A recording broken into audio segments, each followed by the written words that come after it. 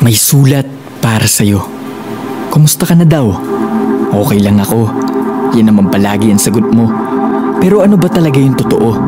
Pag mag-isa ka na lang sa kwarto, pag wala ng ibang tao at kaibigan mo, pag wala nang natira kundi ikaw at ang sarili mo, kapag hindi mo na kailangan magtago o magsuot ng maskara, kumusta ka?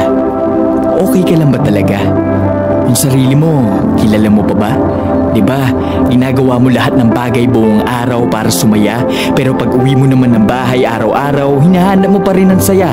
Nakakasawa na. Ba't parang may kulang? Parang may butas sa puso ko na hindi ko matakpan. Ang tagal ko na to nararamdaman, tinatago ko lang. Pero sandali, pagod na ako magkunwari. Ito yung totoong ako. Matagal lang hindi okay, malungkot, pagod, luwaan, sugatan, talunan. Yan ang totoong ako. Hanggang sa may sumagot sa sulat ko, nagulat ako. Anak, alam kong pagod ka ng pumasok, magtrabaho, pagod ka ng matulog at gumising para lang may patunayan na naman sa ibang tao. Alam ko nasasaktan ka na kasi lahat ng taong minamahal mo, ginagamit ka, iniiwan ka. Tao ka, pero binabasura ka. Alam ko rin na panghihinaan ka na sa dami ng taong inuhusgahan ka kahit tama ka. Hanggang sa narinig ko, sabi mo, tama na, ayaw mo na. Kaya mas nakinig ka sa kanya.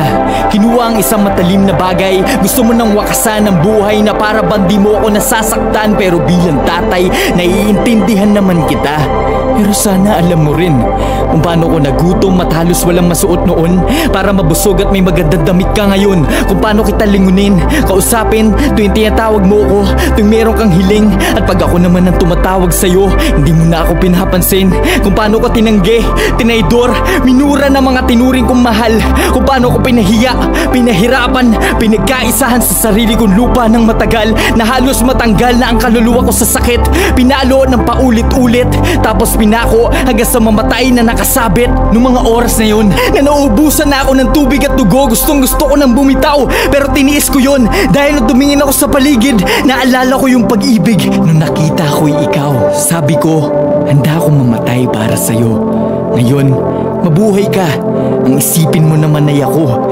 Maging ilaw ka sa napakadilim na mundo. Ikwenta mo yung mga sinabi ko, ipasa mo tong sulat ko. Huwag ka na maging madamot, mas maraming malungkot sa'yo. Kung magiging tamad ka lang, paano naman yung mga taong sagad na at gusto nang tapusin ang buhay nila? Ikaw ang simula, ipakilala mo na ako sa lahat. Wala nang oras kaya't oras na. Huwag mo na akong ikahiya, ibalik mo yung pag-ibig na nadama tulad nung una mo ako nakilala. Kailangan ka nila, lalo na ngayon. Pansamantala ako mawawala. Huwag kang mag-alala, babalik ako. At kung saan ako papunta, pangako, sasama ko kayo.